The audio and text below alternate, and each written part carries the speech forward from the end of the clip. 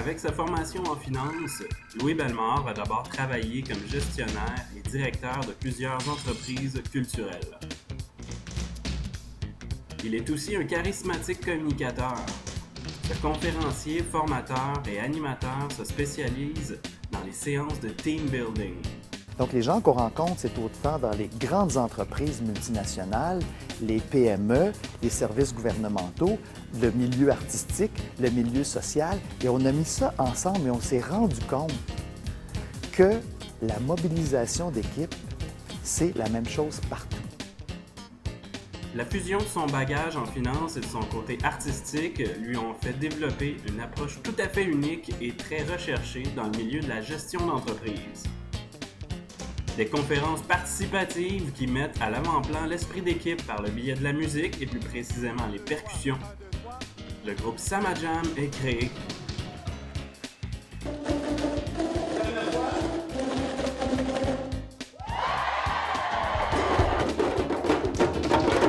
Maintenant connu comme étant la plus grande école de percussion au Canada, le succès de Samajam a résonné partout au Québec. Louis Bellemare de Samajam.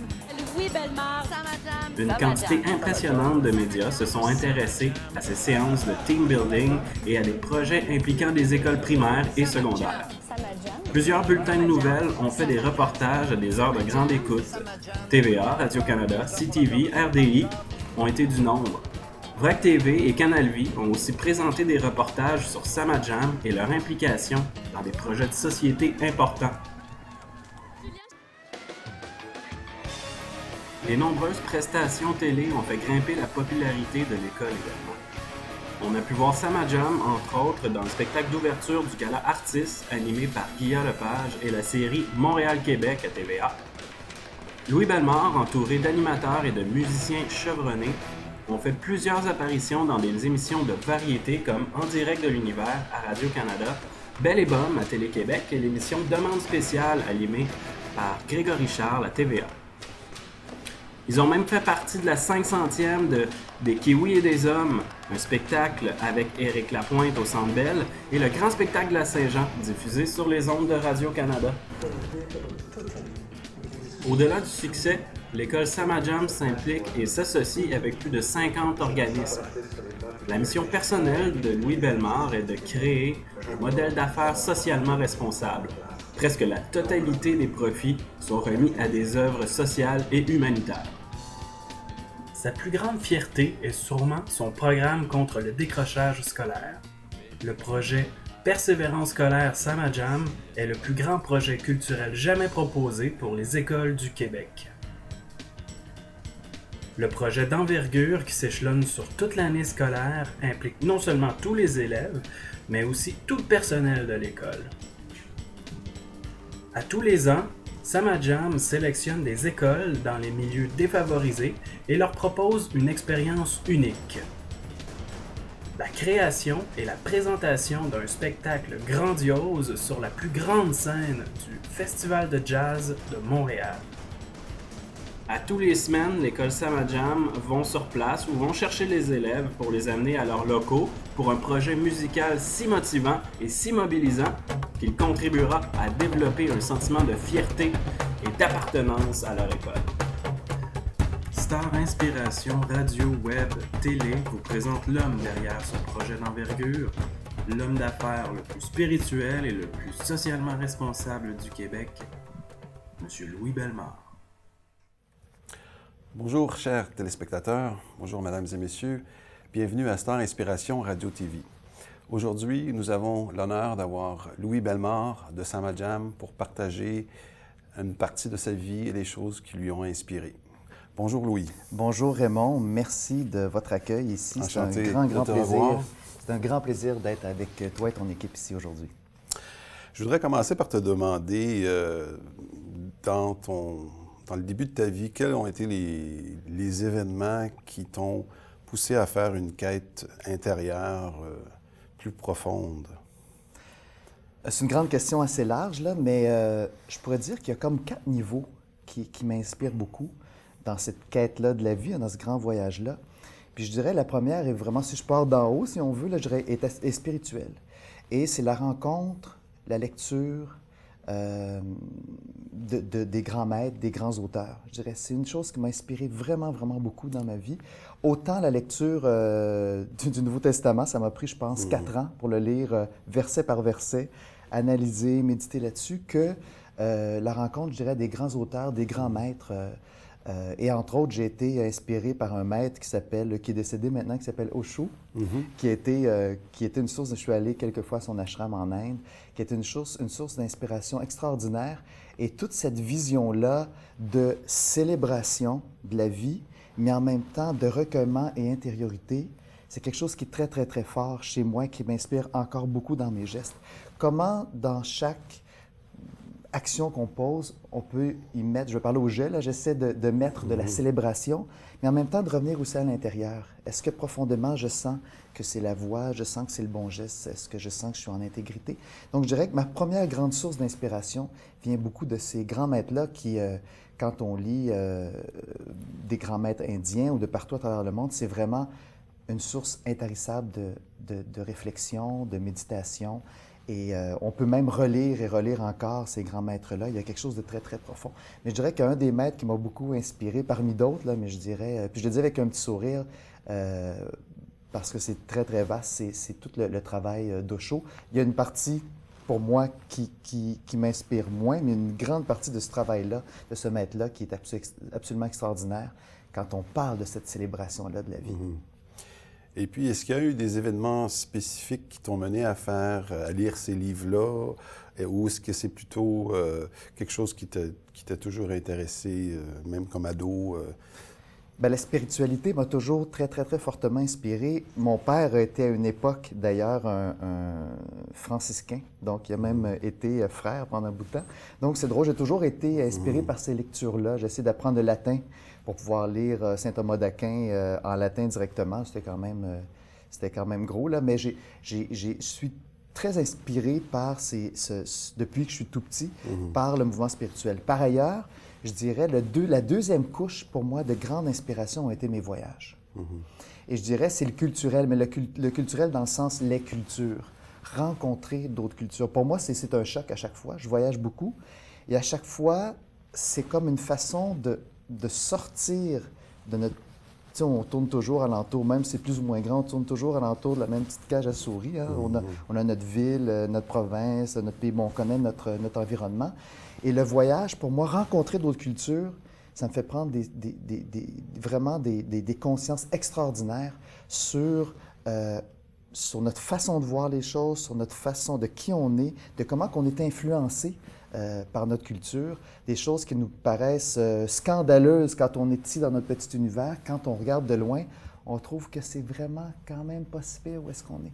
Donc le fait de rencontrer beaucoup de cultures, pour moi, ça vient compléter un peu la spiritualité qu'on parlait tout à l'heure, parce que dans la culture, évidemment, eux sont reliés à tout leur passé culturel, leur passé religieux, leur passé spirituel, puis aussi tout ce qui est aussi de culturel, donc avec les arts. Et ça, je trouve ça très, très, très inspirant aussi. Et je pourrais te dire, en ce moment, je suis plus en Asie, donc dans une phase où est-ce que je reviens du Vietnam là, et je tombe en amour avec ces pays-là, avec des choses aussi simples que juste la gentillesse, le sourire, la relation qu'on peut développer avec les gens dans la vérité, dans le regard de l'autre. Alors ça, je dirais, c'est comme un deuxième niveau qui m'inspire beaucoup. Quand je reviens ici, avec cette espèce de ressourcement-là, cette nourriture-là qui fait que j'ai envie de continuer dans l'action quand je reviens au Québec.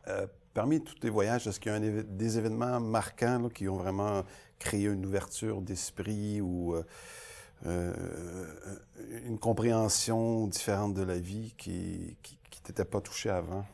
Bien, tous les voyages plus en Europe, ça c'est plus culturel. Je dirais que les voyages vraiment majeurs, importants dans ma vie, c'est vraiment l'Inde. Donc j'étais à plusieurs reprises en Inde et je suis allé quand même assez jeune. Donc ça, c'était vraiment la première fois dans la vingtaine. Là. Okay. Et donc le choc culturel de l'Inde, pour moi, a été vraiment majeur. Ça m'a même fait quitter j'avais vraiment une profession dans le milieu de la finance absolument extraordinaire. Et j'ai même pris des choix professionnels importants pour pouvoir suivre encore plus mon instinct, ce qui m'appelait. Et c'était difficile parce que c'était vraiment des emplois fantastiques, là, où est-ce que je voyageais aussi beaucoup. Mais la rencontre de l'Inde, la rencontre de la spiritualité, la rencontre avec la pauvreté aussi, la vraie, la rencontre avec cette culture-là, avec cette musique-là, avec ces senteurs-là, parce qu'en Inde, on peut trouver beaucoup de choses, c'est difficile, il y a du monde, c'est pollué, mais il y a, comme on dit, il y a le lotus qui émerge de ça. Ça, c'était vraiment, vraiment, vraiment majeur dans ma vie. Et évidemment, la visite des ashrams indiens là-bas, donc la méditation, la prière, être plusieurs semaines, juste être comme dans cet état-là, un peu contemplatif, d'écouter les maîtres, être en méditation, être dans le physique, être dans le non-action, parce que dans ce temps-là, les cellulaires ne se rendaient pas là, et l'Internet. Donc pour moi, j'étais vraiment baigné dans un univers là, de relations vraies, où est-ce que on se met en situation où est-ce que c'est vraiment le cœur qui parle, c'est vraiment l'âme qui se parle quand on rencontre des gens de partout à travers le monde aussi, dans ces ashrams-là. Ben, on ne peut pas parler de nos trucs quotidiens, du hockey ou du travail ou de la politique. On parle du cœur. Et ça, le retour ici a été vraiment, vraiment important pour moi. Puis j'ai pris des actions assez importantes. J'ai même démissionné d'un poste extraordinaire que j'avais pour pouvoir dire je vais suivre mon cœur. Et bon, j'ai créé une entreprise là, qui me ressemblait encore plus. Donc, si on peut résumer, l'effet que ça a eu sur toi, c'était une ouverture de cœur et puis une réorientation à des choses qui reflètent plus ton être. Oui, parce profond. que c'est pas mauvais ou méchant. C'est pas bon ou pas bon. J'avais un emploi extraordinaire dans le milieu de la finance. C'était vraiment très, très gratifiant, mais je sentais que ce n'était plus ma voie. Alors, ça s'est fait graduellement. J'ai fait ce changement-là, et puis il y a quelque chose d'autre qui a émergé.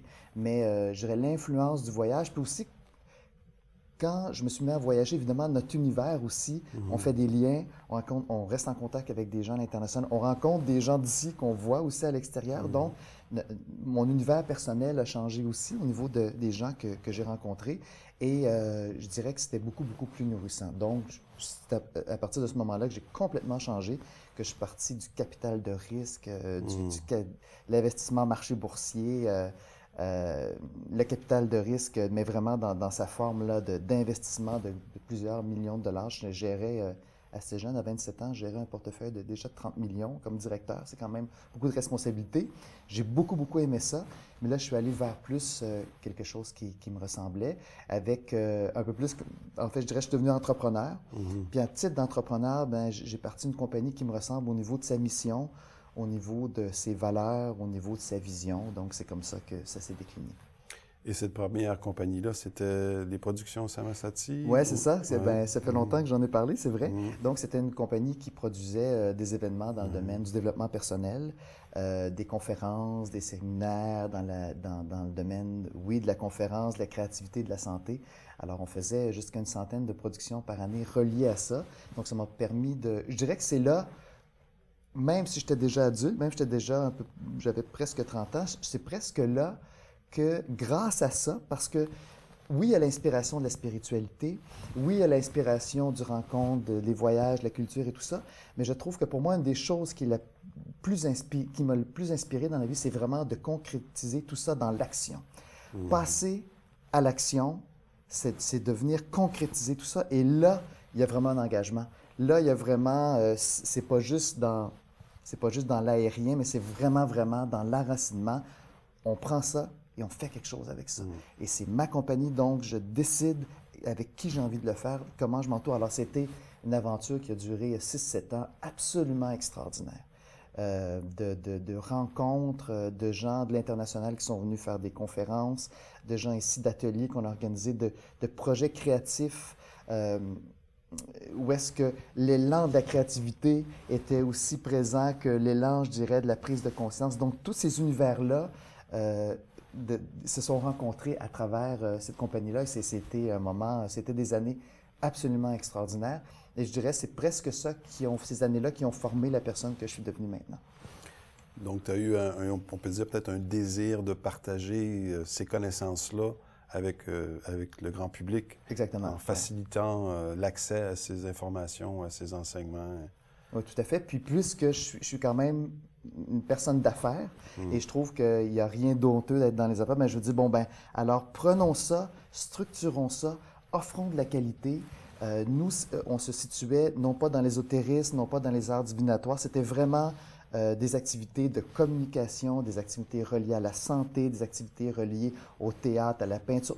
En fait, c'est tous les grands arts étaient représentés, mais toujours avec l'idée de dire faisons-le, célébrons à travers le théâtre, à travers la danse, à travers la percussion, à travers la création de week-ends absolument extraordinaires. On a travaillé beaucoup avec Guy Corneau à l'époque, avec Cœur.com. On faisait des créations, on faisait venir des artistes, des thérapeutes, on créait des événements vraiment forts, mais en même temps, faisons-le de façon professionnelle, que ce soit bien structuré, qu'au niveau de la production, qu'au niveau du service, au niveau de l'accueil des gens, que ce soit... Donc, mettre ces deux univers-là aussi ensemble, je parlais de la célébration des spiritualités, bien là, c'était de pouvoir réaliser des rêves de créativité, de spiritualité, mais en même temps avec une approche très, très professionnelle. Puis ça a donné cette compagnie-là qui a roulé pendant 6-7 ans et avec surtout des rencontres parce que moi-même, je participais à mes propres ateliers et je dirais qui ont formé la personne que je suis devenue maintenant. Et puis, parmi les autres maîtres qui t'ont inspiré en vous enseignant, livres que tu as lus ou ateliers auxquels tu as participé, qui d'autres t'a marqué? Bien, je dirais, on a parlé du spirituel, on a parlé du voyage. Moi, je dirais les maîtres sont mes maîtres du quotidien. Je baigne dans un univers d'artistes. Maintenant, encore plus qu'avant. Avant, j'étais dans un univers d'artistes, mais aussi beaucoup de gens en spiritualité, en thérapie, en développement personnel. Maintenant, je baigne dans un univers d'artistes, mais en ce moment, ce qui m'inspire beaucoup, je dirais le troisième facteur qui m'inspire beaucoup dans ma vie, c'est mes rencontres professionnelles. Et en ce moment, je suis vraiment inspiré par les entrepreneurs. C'est fou. Les entrepreneurs, pour moi, c'est vraiment des artistes qui rêvent à quelque chose. On va développer une nouvelle application qui va permettre aux gens qui entendent mal de pouvoir faire un lien avec... Surtout en ce moment, je trouve qu'il y a de la créativité. On parlait qu'on s'en allait vers une ère de créativité. Je trouve qu'on est dans cette ère-là de créativité. Mais en plus d'avoir tous ces rêves-là, on va créer quelque chose. Bien, ils le concrétisent. Donc, ils sont obligés de prendre ce rêve-là et de faire en sorte que ça fonctionne. Donc, ils doivent mettre des gens alentour d'eux, ils doivent mobiliser des gens, ils doivent mobiliser des ressources, ils doivent organiser vraiment toute une meute de personnes alentour pour dire on réalise quelque chose ensemble et on réalise notre rêve. Et en ce moment, je suis vraiment, vraiment inspiré par les entrepreneurs et par ces gens-là qui vont vraiment jusqu'au bout de leurs rêves. Et je pourrais dire que la chance que j'ai en ce moment... En fait, je fais presque des compagnies, je dirais, pour rencontrer des gens.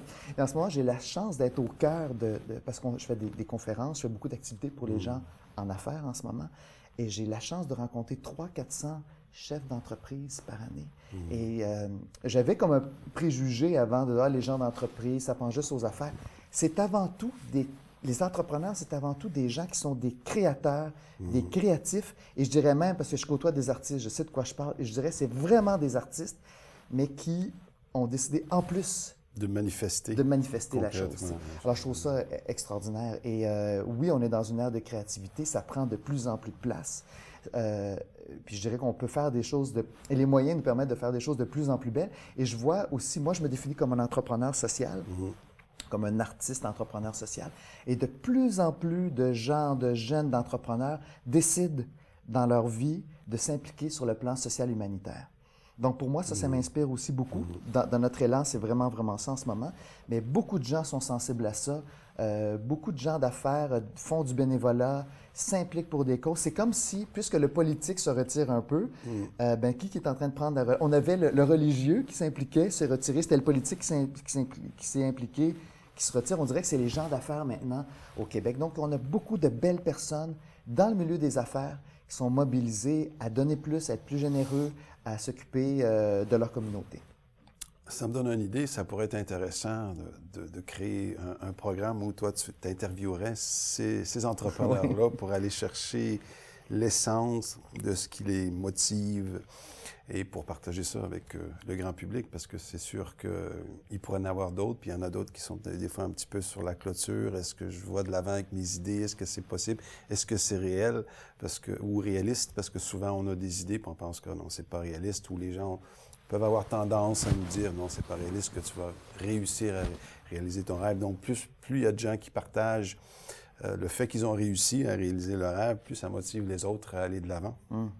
Et je dirais qu'au Québec, quand on regarde les statistiques, c'est un peu dommage parce qu'il y a moins d'entrepreneurs qu'ailleurs au Canada, beaucoup moins d'entrepreneurs aussi qu'aux États-Unis. Et je trouve que nos entrepreneurs ici il y a moins de capitaux de disponibles, donc ils doivent se baser vraiment, vraiment sur la créativité, vraiment sur le développement d'idées, vraiment sur le...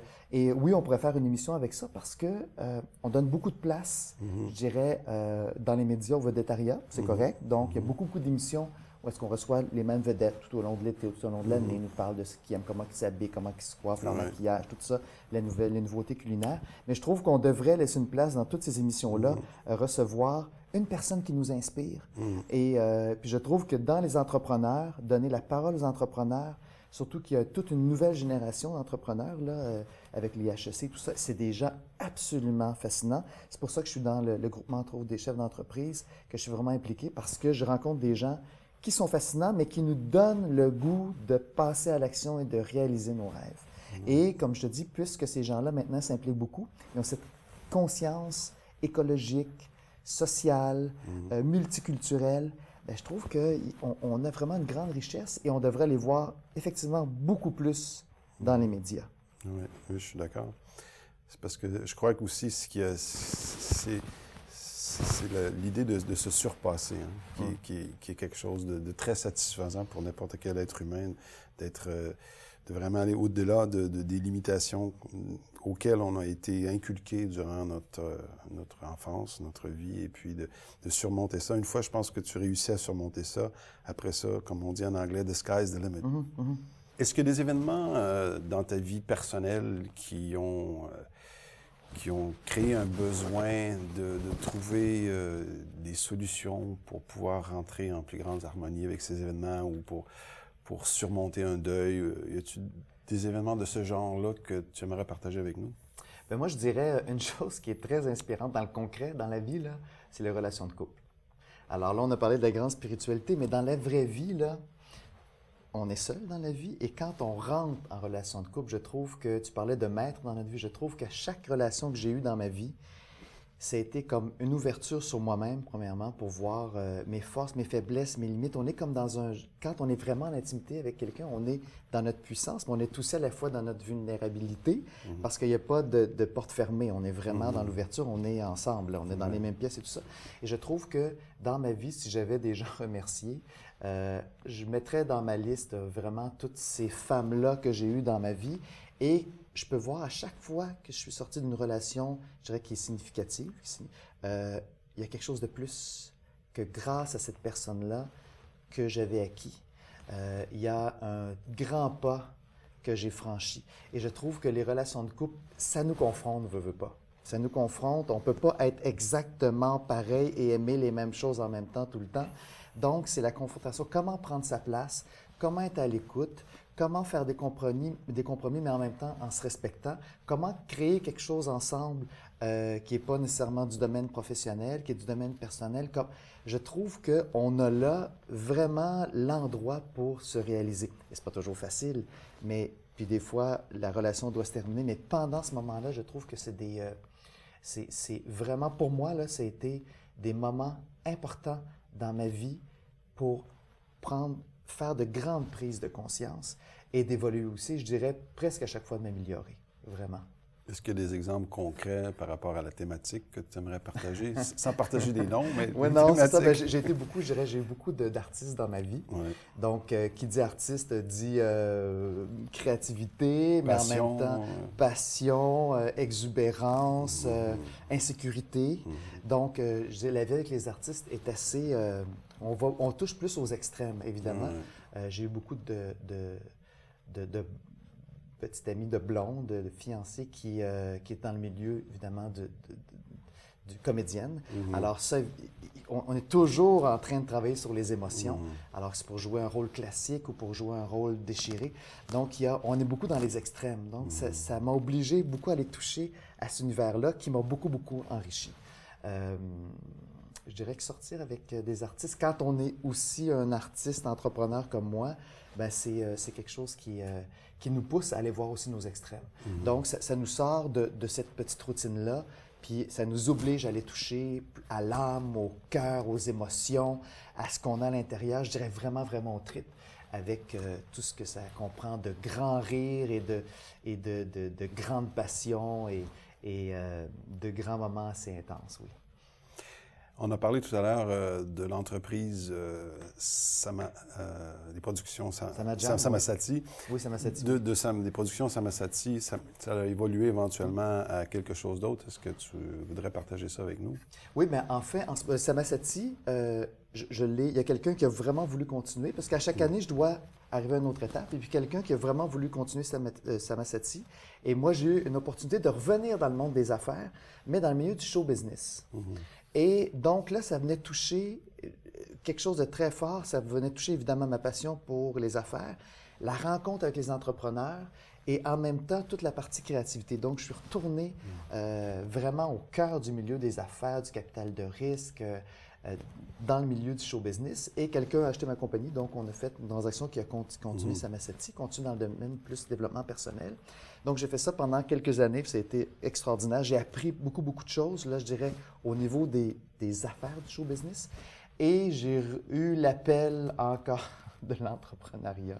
Alors, moi, je suis un prof de musique. J'ai toujours gardé, même j'étudie en finance, j'ai travaillé en finance, j'ai toujours enseigné la musique.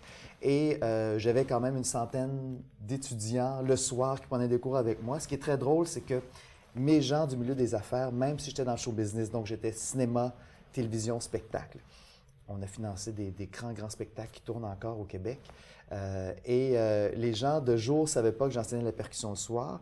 Et les gens de percussion le soir ne savaient pas que leur prof est un financier qui venait de faire une transaction de 2 millions avant de rentrer dans le cours. Alors, c'est vraiment très, très drôle.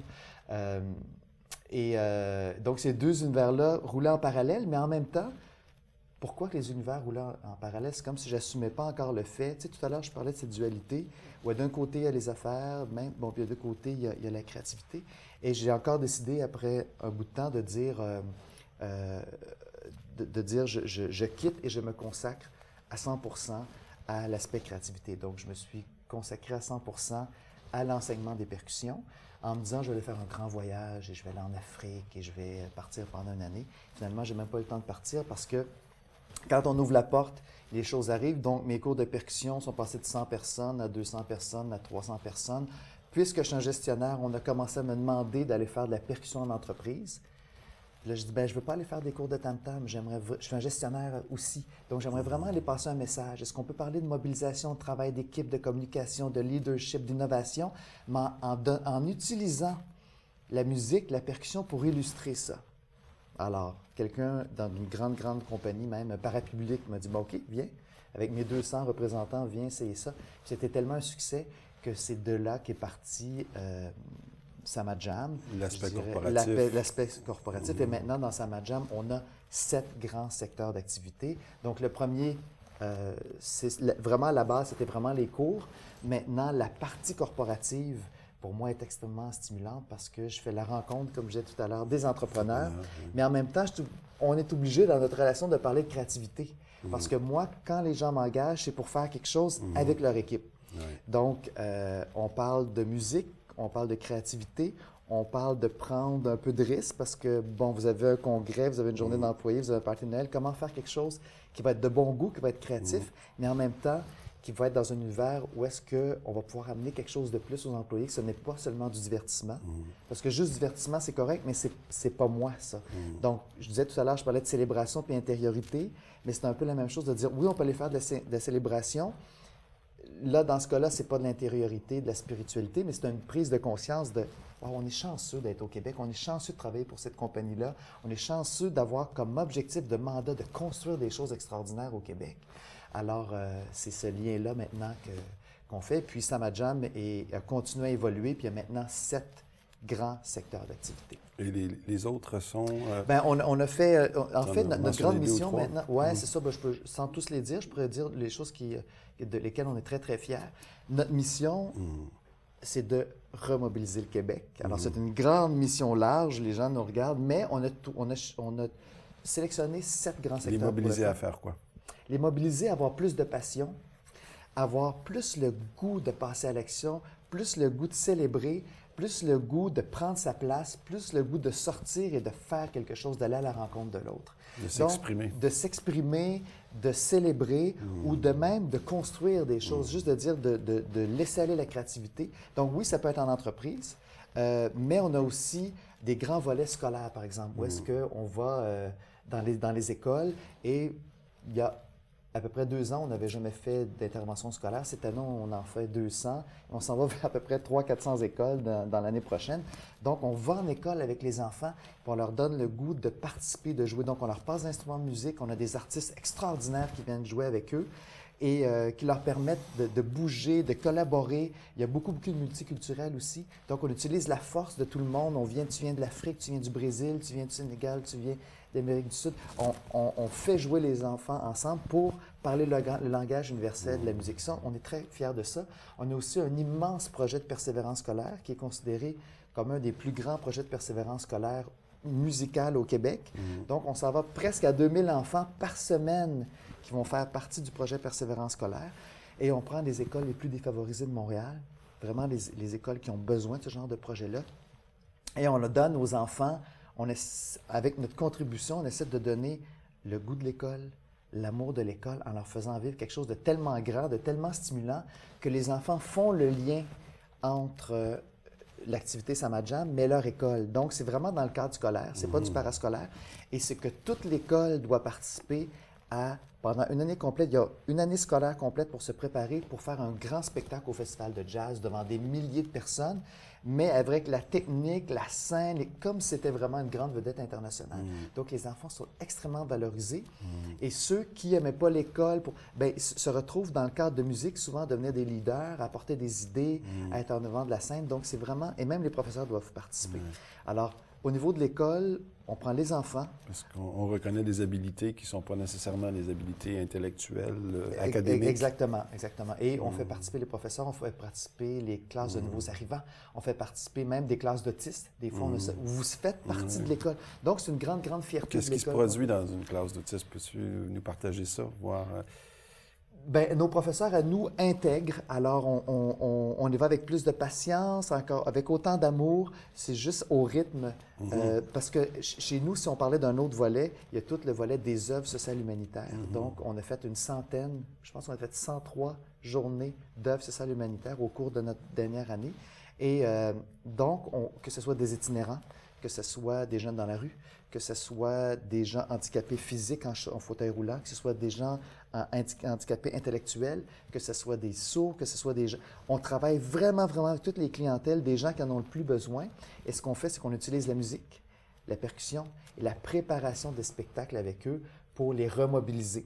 Donc moi, je me souviens, on avait un groupe d'itinérants, écoute, il y était une trentaine qui avaient répondu à l'appel, là, ensemble, qui faisaient des cours de percussion une fois par semaine. Puis quand je dis se remobiliser, bien, ils venaient à chaque semaine, puis ils étaient à l'heure. Et je me souviens même qu'il y en a un dans ce groupe-là qui a dit « Moi, je ne veux plus prendre le cours ici, je vais aller m'inscrire pour le vrai chez Samadjam. » Puis il dit « Je veux même payer. » Alors c'est sûr qu'on a fait comme... C'était plutôt symbolique, mais je trouve que pour moi, l'idée de remobiliser, d'avoir quelqu'un qui dit « Oui, je ne veux plus être dans un groupe spécialisé, je vais être dans un groupe régulier. » Puis c'est devenu un étudiant, puis ça en est sorti tout ça.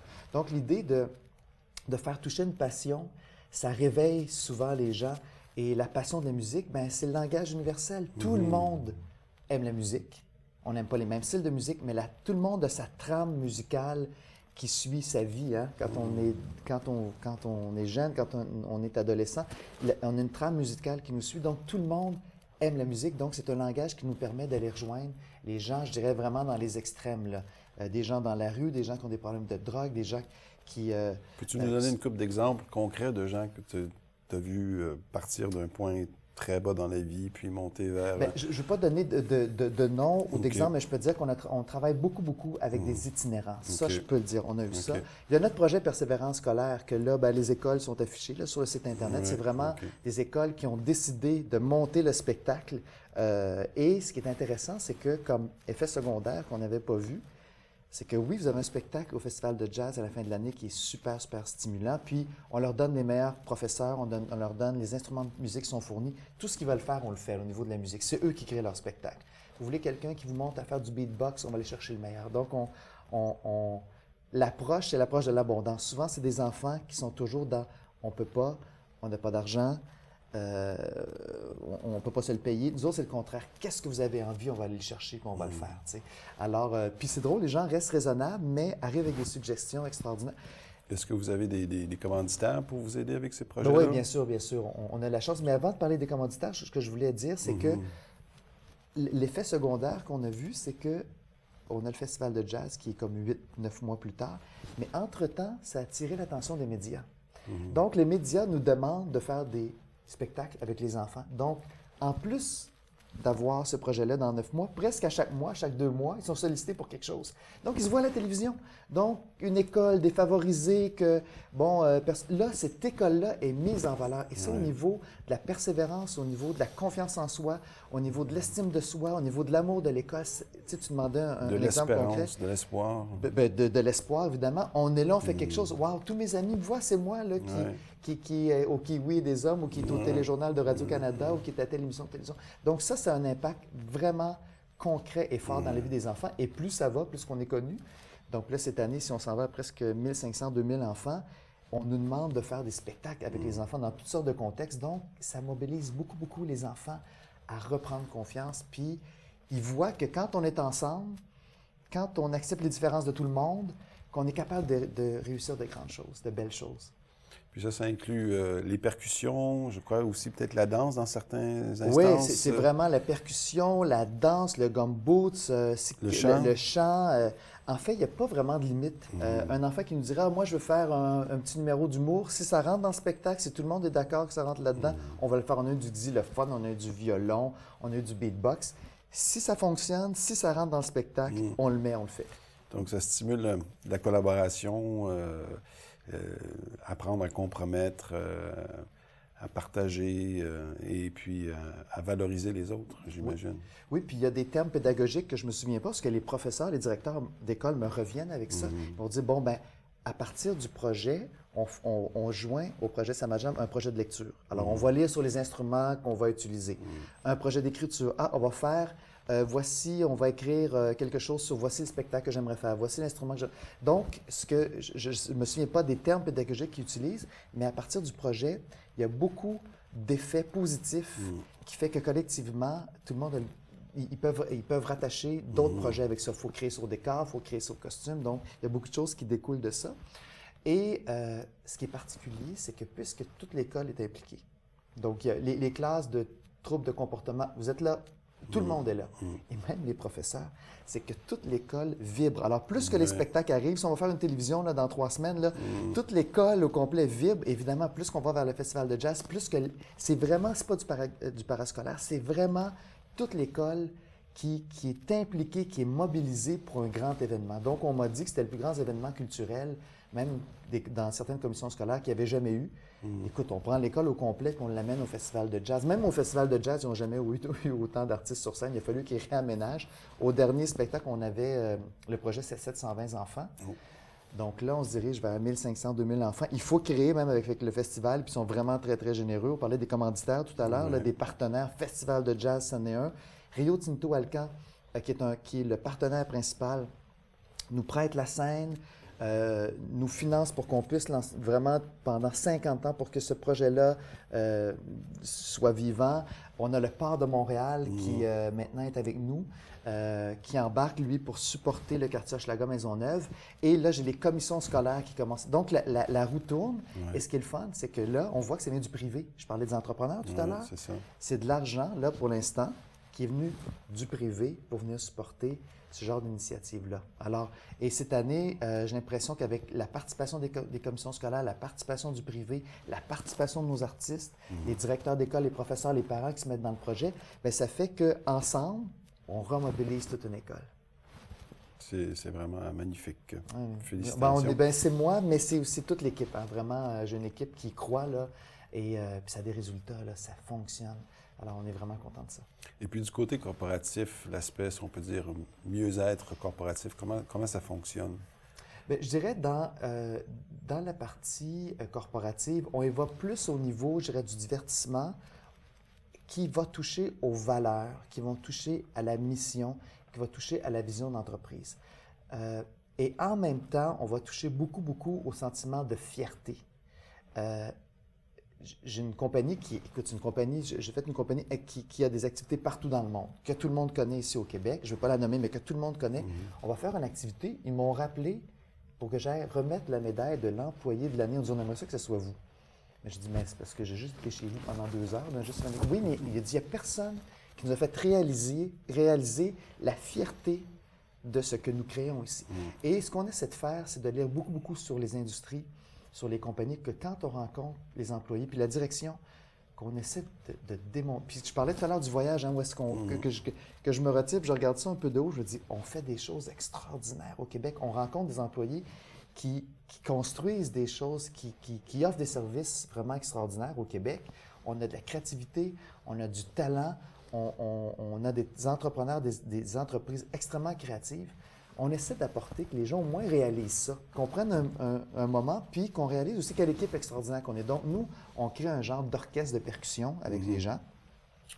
On intervient avec un full band rock, pop, disco. Donc, sur scène, tu as le band Sama Jam, la guitare électrique, batterie, chanteur, chanteuse. C'est un vrai band sur scène. Et le défi, le challenge qu'on donne aux gens, soit en team building, soit en spectacle participatif, c'est de créer rapidement un orchestre tout le monde ensemble pour que vous deveniez collectivement le musicien le plus important de la soirée. Donc, on y va avec le chant.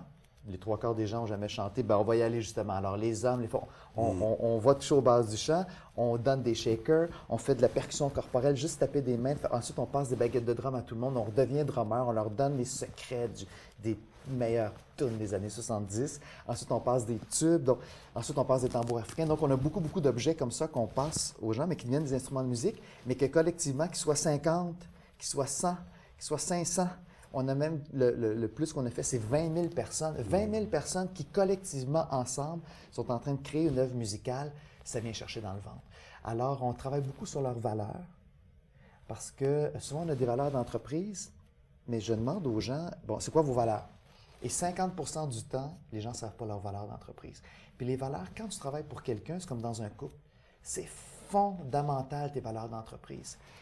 2 compagnies concurrentes n'auront vraiment pas les mêmes valeurs. Une, ça va être plus familiale, plus basée sur le service à la clientèle. L'autre, ça va être plus, je ne sais pas, moi, c'est une branche internationale, l'innovation, mais tout ça, tu sais.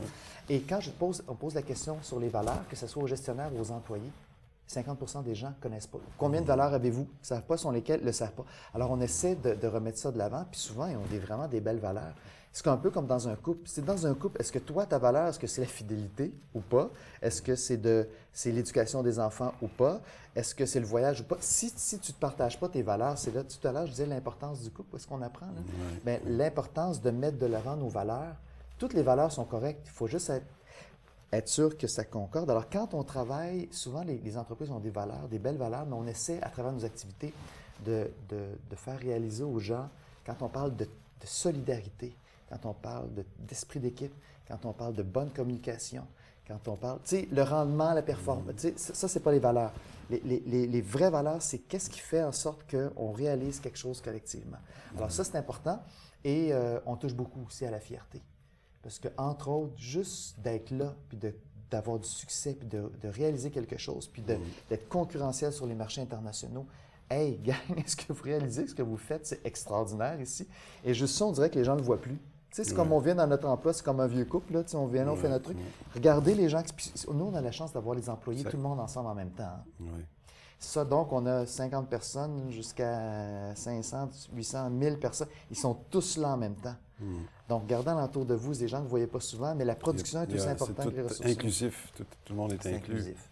Alors, tout le monde a le bucket de drum, tout le monde a les shakers, tout le monde a le tam-tam. Vous êtes 2000 tambours africains.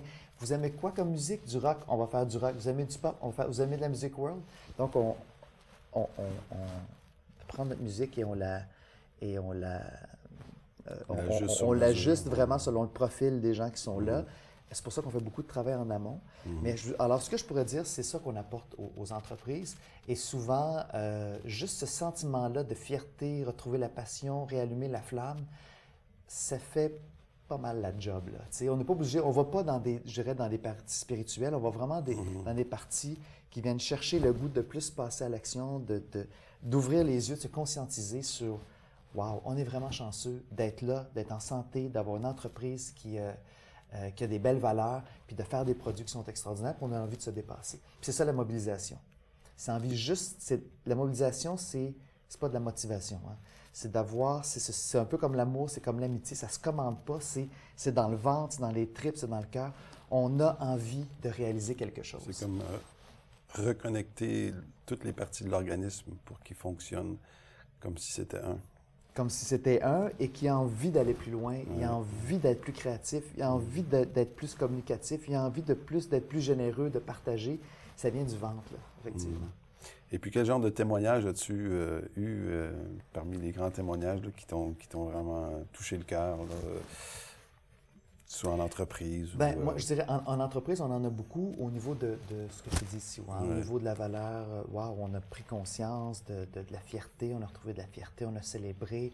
On a aussi, on fait des choses extrêmement créatives. Donc, dans une compagnie, c'est une compagnie qui fait la quincaillerie, mais on va peut-être faire un numéro avec les emplois, on va monter un numéro sur des escabeaux, sur des bidons de poubelles et tout ça. Bon, alors, c'est sûr au niveau de la créativité, mais aussi au niveau de nos œuvres sociales humanitaires.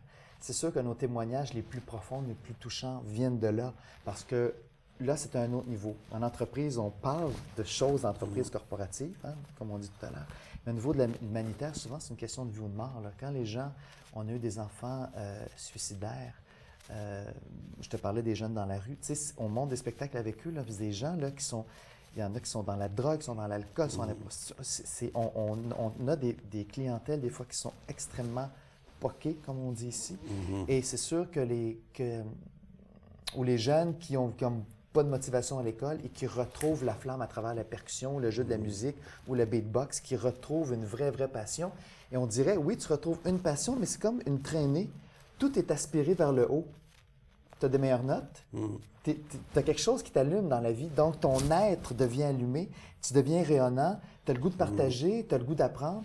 Oui, c'est peut-être juste de jouer de la percussion ou de chanter ou de danser ou de faire du gumboots ou monter des spectacles ou écrire des scénarios ou écrire de l'humour. Mais on dirait que ça fait suivre tout un paquet de choses positives alentour de toi qui font que tu communiques mieux, tu es plus sociable, tu as envie de partager.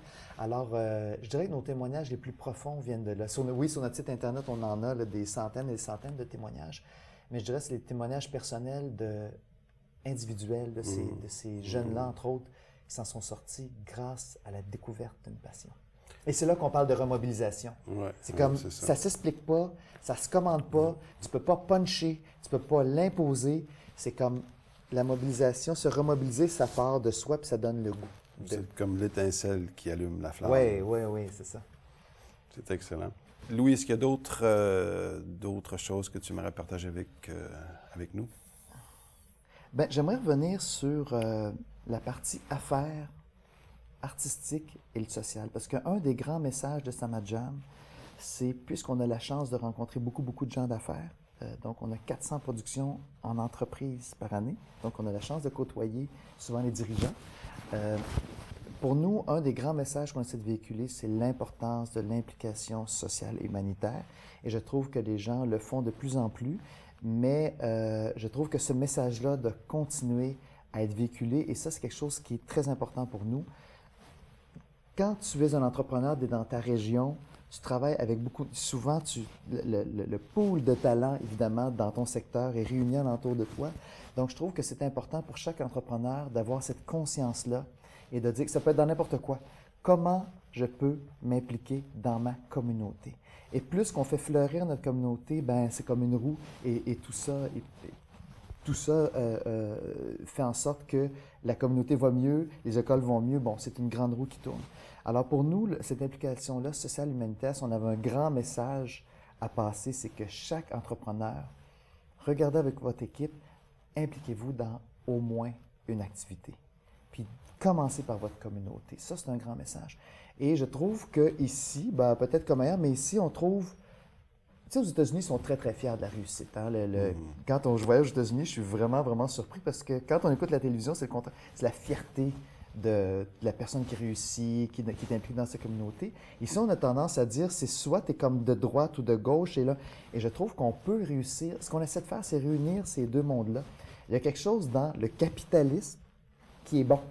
Il y a quelque chose dans le capitalisme qui n'est pas bon. Bien, nous, ce qu'on essaie de faire, c'est de prendre le meilleur de ça, cette petite tranche-là, ou bien pas si petite, il y a une tranche qui est bonne de dire, on met les choses ensemble, on passe à l'action, on essaie d'avoir un bon service à la clientèle, on essaie d'avoir des bons produits, on essaie de bien répondre aux gens. Ça, c'est tout, je dirais un peu, cette mentalité-là d'offrir un bon produit, un bon service, une mentalité capitaliste, mais en même temps, comment la mettre au service de tout ce qui est social et humanitaire, donc l'économie sociale, qui est de plus partout. Parce que souvent, en économie sociale, il n'y a pas d'argent.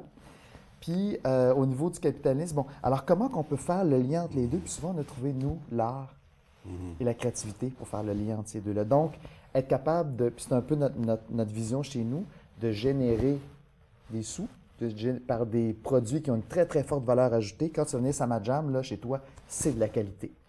Puis ça coûte ce que ça coûte. Puis on fait une activité. Mais on prend ça, puis on est capable de prendre ces profits-là et réinvestir dans le social et l'humanitaire. Donc, c'est ça qu'on essaie de développer, ce lien-là entre l'économie sociale, entre la notion d'entrepreneuriat, des affaires, et puis le lien, le ciment qui vient toucher un peu à tout le monde, je dirais, on y va beaucoup avec l'art. Donc, c'est pour ça, tout à l'heure, je disais qu'on se définit un peu comme des artistes, entrepreneurs, sociaux, tu sais, et qui ça fait le lien entre ces trois univers-là. Puis c'est ça qu'on essaie vraiment de mettre de l'avant. Et peut-être aussi comment le capitalisme peut bénéficier par son implication sociale, communautaire. Tout le monde en bénéficie. Tout le monde en bénéficie. C'est une connexion qui bénéficie dans les deux directions. Moi, je dis aux entrepreneurs, même si c'est pour des mauvaises raisons, là, impliquez-vous pareil. Même si toi, tu n'y crois pas, fais-le pareil. Parce qu'à long terme, si tout le monde, on prend une partie de nos sous et on redonne, même si j'y crois pas, redonne quand même un peu à ta communauté. Et collectivement, avoir une communauté plus éduquée, qui vit dans un plus beau milieu, où est-ce qu'on s'occupe plus des gens qui sont dans le besoin, veut pas, collectivement, ça va rejaillir. Donc, moi, je dis, faites un effort, regardez alentour de vous, puis choisissez au moins une œuvre que vous voudriez supporter. Et moi, je parle aussi aux artistes de l'autre côté, puis aux gens qui demandent. Et je leur dis aussi un peu quoi faire pour nous approcher, pour approcher les gens d'affaires, pour qu'il y ait vraiment un lien entre les deux. C'est pas l'un contre l'autre. On peut vraiment, vraiment se tenir la main et vraiment faire l'un avec l'autre. La partie sociale, la partie communautaire, les gens qui sont dans l'humanitaire peuvent vraiment avoir un beau lien d'affaires avec les gens qui sont ces créateurs-là et qui concrétisent leur projet d'affaires, leur projet de création. Et puis toi, dans ta vie personnelle, est-ce que tu as une routine pour te garder en santé, effervescent à tout moment? Oui, je danse à tous les matins. Alors ça, à tous les matins, je mets de la musique africaine et puis je danse. Et puis des fois, même quand j'ai pas de musique dans une chambre d'hôtel, je danse pareil. Alors je trouve toujours de la musique quelque part. Alors j'essaie à tous les matins de danser. Et ça, au niveau du corps, il y a quelque chose qui élève, je trouve. Au niveau du physique, ça, pour moi, je prends au moins une demi-heure, 40 minutes pour danser. Et aussi, c'est ça, je fais d'autres sports. Là. Je m'entraîne le soir tard. Là. Je m'en vais m'entraîner. Il n'y a presque plus personne, alors je m'en vais m'entraîner le soir. Je trouve que dans l'hygiène de vie personnelle, pour moi, ce qui est vraiment, vraiment important, c'est garder un entraînement physique. C'est vraiment... Il faut que le corps bouge. Il faut que tu envoies le message au corps. J'ai besoin de toi. J'ai besoin que tu sois en forme. J'ai besoin que tu sois réveillé. J'ai besoin que tu sois flexible, j'ai besoin que tes muscles soient forts. Je trouve que c'est important d'envoyer ce message-là. En même temps, je trouve que c'est important toute la question de l'alimentation. Donc, de dire ce qu'on ingère doit être sain, doit être fait avec amour, doit être préparé. Donc, ça, pour moi, c'est vraiment important. Et le plus possible, essayer de méditer. C'est pas toujours facile, mais essayer de prendre du temps de dire... Avant les réunions, chez nous, chez Samajam, une réunion d'équipe, ça commence avec une méditation. Alors, c'est drôle parce que quand tu arrives juste à Samajam, tu dis « OK, je rentre dans une boîte de production, tout ça. » Ils arrivent avec leur petit calepin. Ils ont fait « OK, tout le monde, on ferme les yeux pendant 3 à 5 minutes. » Les nouveaux font comme... on fait juste parce qu'on est tellement dans l'action, c'est stimulant, mais aussi, on essaie de baisser l'énergie pour que tout le monde soit au même niveau. Donc, je dirais pour moi... Est-ce qu'il y a une technique en particulier que vous utilisez? Oui, oui, plusieurs. Il y en a qui sont un peu plus... fortes que d'autres, mais disons juste s'asseoir et respirer dans le silence puis suivre la respiration, ça va. Il y avait une méditation que j'aime beaucoup, c'est la méditation dynamique. mais ça dure 1 heure, puis il y a une partie de danse, il y a une partie de cri, il y a une partie d'exercice corporel bien physique, là. Alors ça, j'ai fait ça des milliers de fois aussi. Je combinais ça le matin avec... c'est comme un défoulement total, puis ensuite, on est vraiment zen pour prendre... Mais il y a vraiment une partie de danse, de célébration.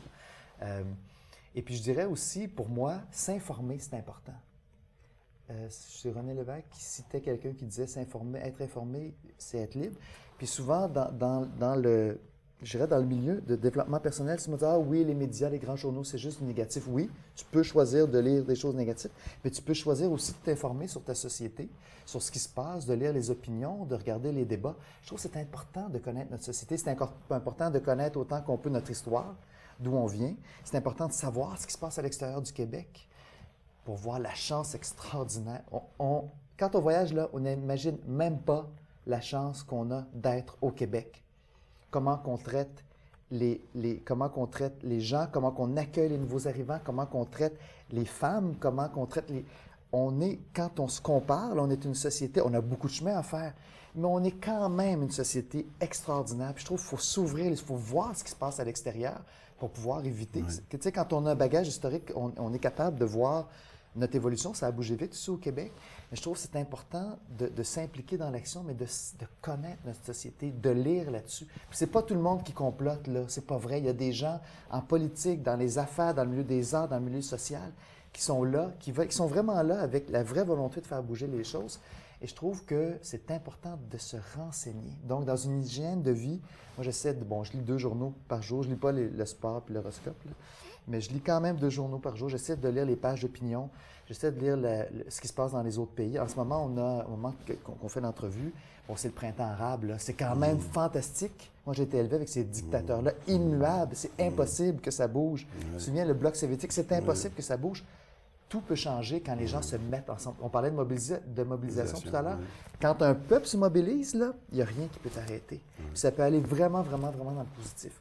Donc, c'est important dans l'hygiène de vie que tu me disais tout à l'heure, de rester informé. Évidemment, de développer ces relations d'amitié. Puis bon, ben, quand c'est possible, de développer des relations amoureuses aussi, parce que c'est là qu'on apprend beaucoup sur soi. Beaucoup, beaucoup sur soi. Beaucoup.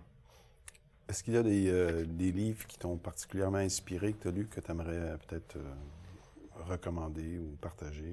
Ben moi, j'ai lu beaucoup les grands auteurs, donc j'ai vraiment une période... Quelques noms spécifiques? Ça va de Proust à Dumas. Je prenais la bibliothèque idéale, là, il y a un livre qui s'appelle La bibliothèque idéale de Bernard Pivot, et puis c'est comme les 49 meilleurs livres dans les 49 grands secteurs. Alors, spiritualité, action, le roman espagnol, bon, enfin, le roman anglais, la littérature française, Balzac et tout ça.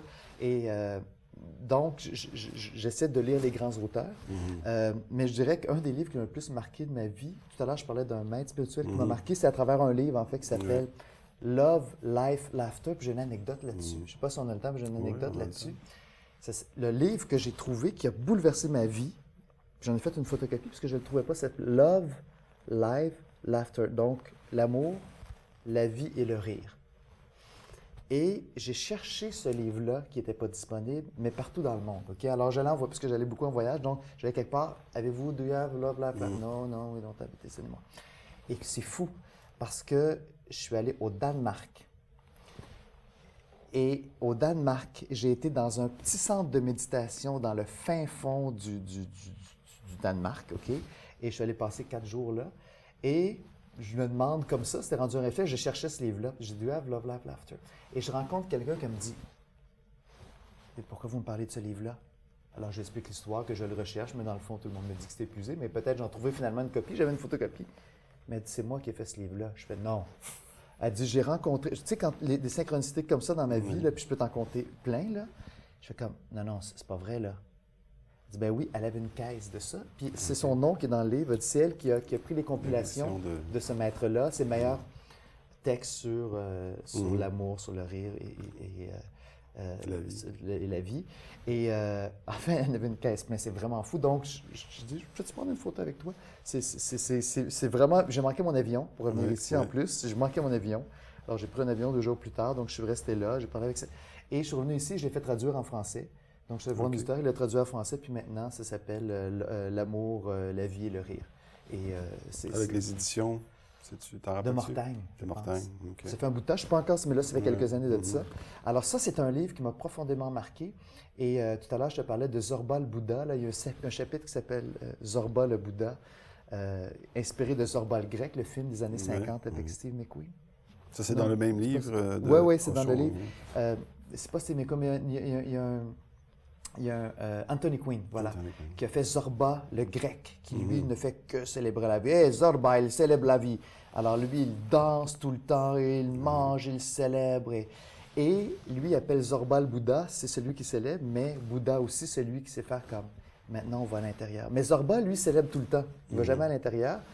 Puis Bouddha, lui, est toujours à l'intérieur. Des fois, il oublie de célébrer. Donc, dit de faire le lien entre ces deux-là, c'est une grande source d'inspiration. Et des titres comme « Soyez rebelle dans tout ce que vous faites », c'est être rebelle tout le temps. Alors, c'est des choses comme ça qui m'ont vraiment, vraiment profondément marqué. Je dirais que c'est presque le livre qui a lancé mon cheminement spirituel. Et c'est grâce... J'étais dans une relation avec une copine qui m'a fait découvrir ce livre-là. C'était comme « paf ».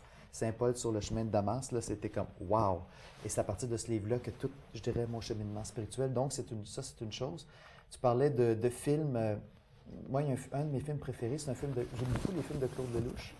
Il y en a un qui s'appelle « Itinéraire d'un enfant gâté ». Itinéraire d'un enfant gâté. Je trouve que c'est un peu notre vie, si on est vraiment des enfants gâtés ici. Et quand on est conscient de l'itinéraire, c'est extraordinaire. C'est un film avec Belmondo qui est revenu faire, Jean-Paul Belmondo, faire un film sérieux, en fait. Donc, il a quitté son rôle. Il n'est pas en comique là-dedans, il est dans un rôle sérieux. Et dans ce film-là, c'est un homme d'affaires qui veut revenir à l'artiste qu'il était. Donc, bon, ça vient aussi me toucher. Donc, c'est le paradoxe entre les affaires, l'artiste et c'est un film qui a beaucoup, beaucoup d'improvisation, mais qui touche ce thème-là, qui est très, très beau. Et on reprend même là-dedans la chanson de Claude Dubois, « J'aurais voulu être un artiste », mais qui m'a fait pleurer. J'aimais tellement ça, plus jeune, ce film qui date, que quand j'allais dans les clubs... c'est une belle chanson, ça. Oui, vraiment. Ça résume beaucoup des choses que tu as partagées aujourd'hui. Oui, c'est ça. Et moi, je le vis, ça. Mais j'aimais tellement ce film-là que quand j'allais dans les clubs vidéo, puis que je voyais le boîtier d'itinéraire d'un enfant, un itinéraire d'un enfant gâté, je mettais mes initiales dessus. J'étais vraiment fou de ce livre, de ce film-là. Alors, donc, je dirais le livre et ce film-là, c'est quelque chose qui m'a inspiré beaucoup. Puis c'est sûr que j'ai beaucoup d'amis africains. On travaille chez Sama Jam beaucoup, beaucoup avec des amis brésiliens, cubains, africains. Puis je dirais qu'au niveau de la danse, toutes les CD de musique, il y a un CD qui s'appelle Laughing Drum. C'est lui que je mets tous les matins. Donc, ça doit faire des milliers de fois que j'écoute. C'est comme si ça va en progression, là. Et c'est vraiment, vraiment super. Il y a de l'africain, mais un peu comme j'aime, avec un peu de musique électrique aussi dedans. Alors, c'est bon, c'est groundé, mais en même temps, c'est un peu rock. Alors, tous les matins, je pars ma journée avec ça. Louis, tu es vraiment une source d'inspiration. Je suis très content d'avoir partagé ce moment avec toi. Et puis, sans doute qu'on aura la chance d'en partager d'autres dans le futur, puisque tu n'as pas tout dit ce que tu avais à nous partager. Je peux le sentir. Donc, je voudrais te remercier beaucoup. Merci à vous. Et puis, au plaisir d'inspirer et d'allumer le Québec ensemble. Remobilisons le Québec, oui. Merci beaucoup, Raymond. Merci beaucoup. Namasté. Namasté.